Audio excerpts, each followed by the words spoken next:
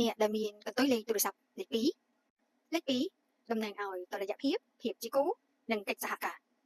លក្ខណៈខ្លះៗចំពោះបុគ្គលដែលមានកន្ទុយលេខទូរស័ព្ទលេខ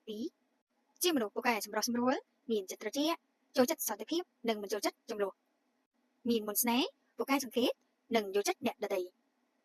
បន្ថែមទៀតដែរថាពួកគេក៏ជាមនុស្សឆាប់រំភើបងាយអន់ចិត្តនិងគិតច្រើនពេលខ្លះក៏មានភាពស្ទាក់ស្ទើរខ្លាំងក្នុងការសម្រេចចិត្តក៏ជាមនុស្សដែលងាយនឹងឆាប់ជឿជាក់លើសម្ដីអ្នកដទៃខ្លាំងពេក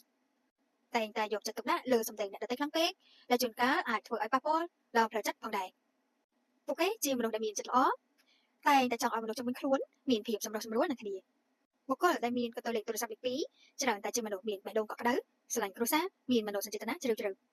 មានភាពរ៉ូម៉ានទិកនិងឲ្យតម្លៃលើទំនាក់ទំនងមិនសូវចូលចិត្តភាពលេចធ្លោតែម្នាក់ឯងក៏ជាដៃគូសហការនិងជាអ្នកគ្រប់គ្រងនៅពីក្រោយខ្នងដ៏ល្អឥតខ្ចោះផងដែរបើសិនជាការងារមានតម្រូវឲ្យមានកិច្ចចរចានិងទទួលបានភាគរយជោគជ័យខ្ពស់តាក់ទងនឹងការងារលុយកាក់ច្រើនតែហូរចោលតាមរយៈកិច្ចសហការរកស៊ីចូលគ្នា